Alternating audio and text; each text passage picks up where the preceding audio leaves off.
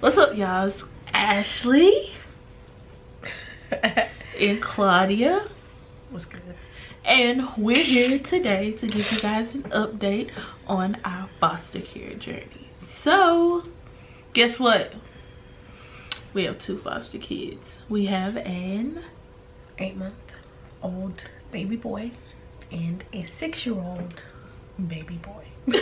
and we call them Boss Baby and Boss. The police. So, like I told y'all in my last video, we haven't been here for a while because this happened in April very unexpectedly. But you know, we know that God does everything in his own time, so they're here. Now, girl, we were out and about. We were finna go do this little... Poor guy. We were out and about and we were like finna go on this little, you know, 10-day eating right challenge thing. We were gonna, you know, bring y'all along for the journey. As soon as we pull up at the house, we get a phone call and it's pretty much like, hey, we have 2 kids, can you help us out? And I'm just like, that's exactly what she was like.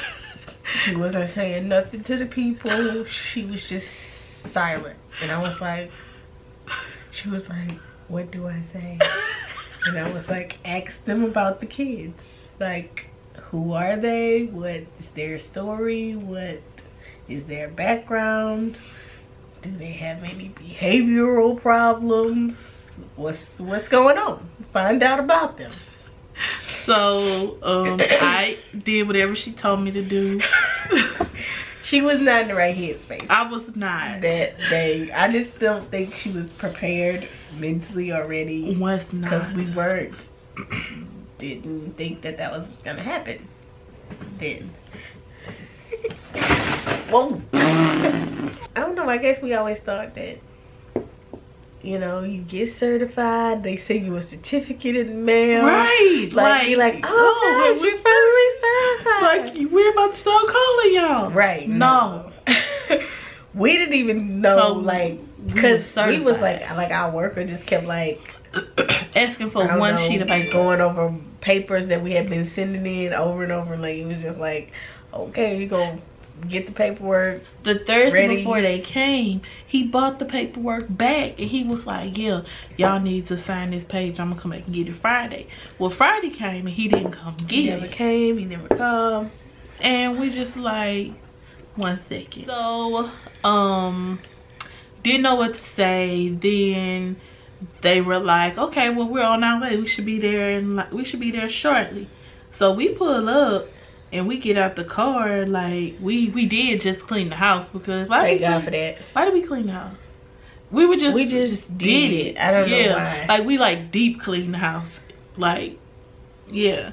I think because Ashley had just got out of school and we had time and like, we just really needed to do that. So we had just deep cleaned the house. So we came, like, we were getting the groceries out the car and then like they pulled up.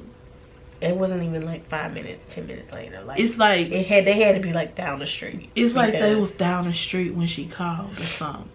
Anyway, so first off, I wasn't expecting them to call, and I wasn't expecting them to show up there soon. So when they showed up and everybody came in the house, because it was the 2 kids and it was 2 social workers, so I was just like, anxiety went to a whole nother level. And most people don't know that about Claudia, but most people don't know that I have this anxiety that I suffer in silence. You don't suffer in silence. You don't. But I tell you, but I don't. That's not something that like. Yeah, but it's like, well, yeah, I guess you're right. I guess I just know because I've been with you for so long. And I just know, but Claudia talks. If she stopped talking, something is wrong.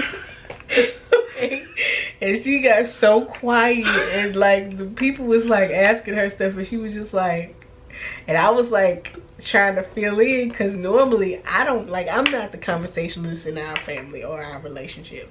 She's always the one who, like, you know, will start up the conversation. I'll participate once it started, but I'm not the one that's like gonna like have the right questions off top, or, you know, volunteer just, you know, talking or asking questions or whatever.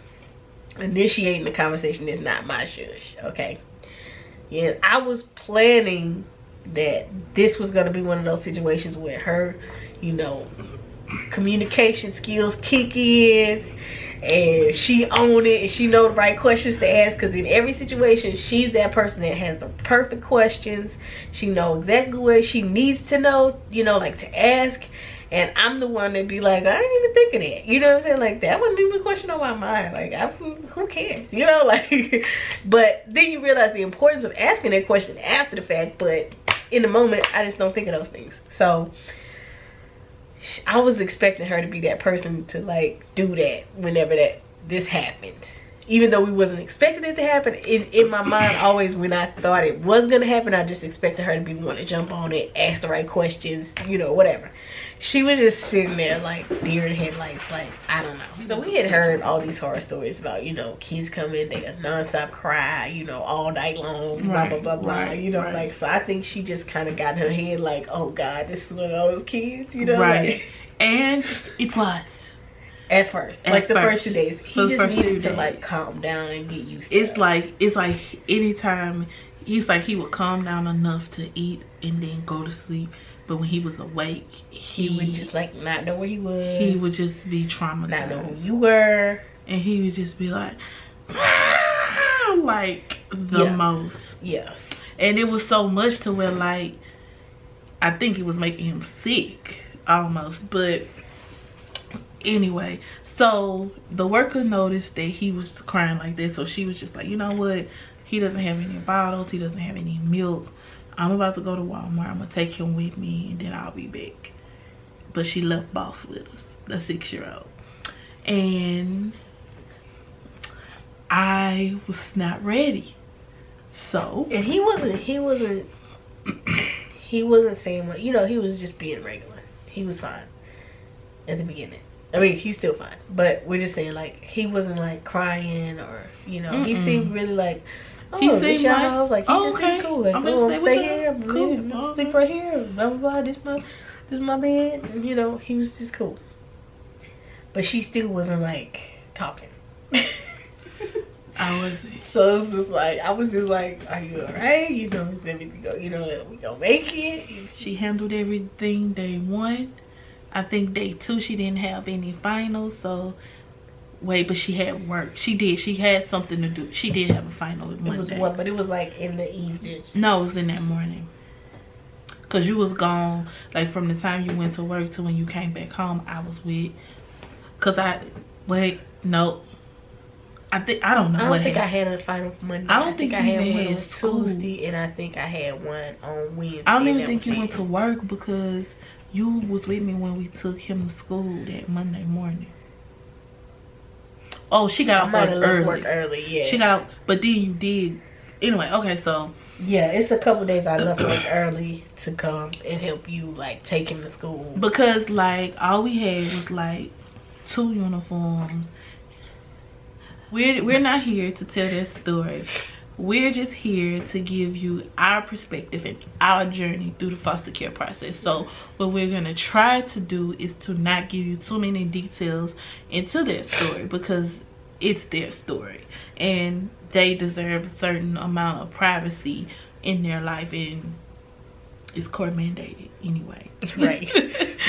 We just can't tell you they business. But anyway, non-disclosure agreements and so on and so forth. What I will say is the uniforms that Boss came with and the shoes that Boss came with needed to be replaced.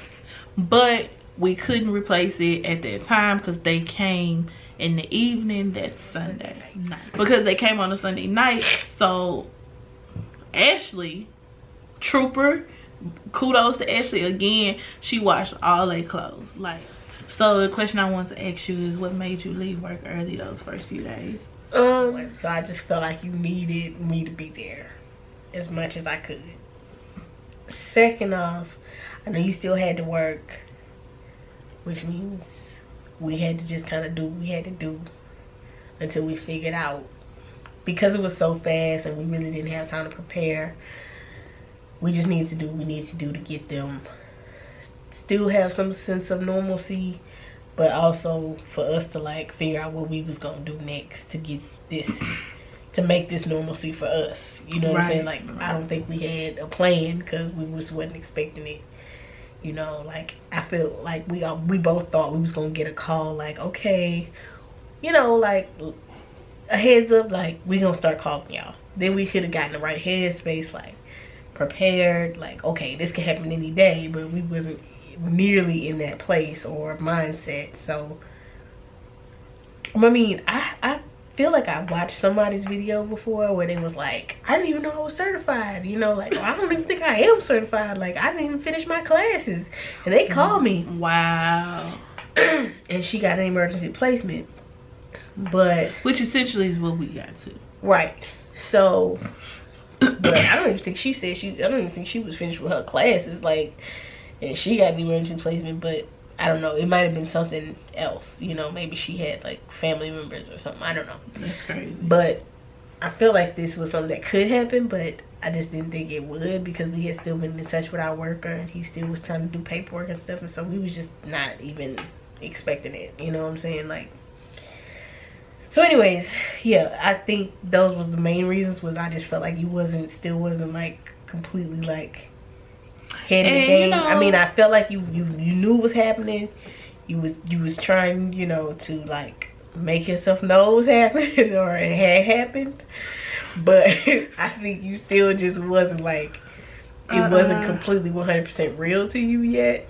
Oh, like, it was real. Like, it was real, but it wasn't like, it was almost like you was living in this like, I can't believe this happened. Like, you know? No, no. Keep the faith, you'll have it all. Slow.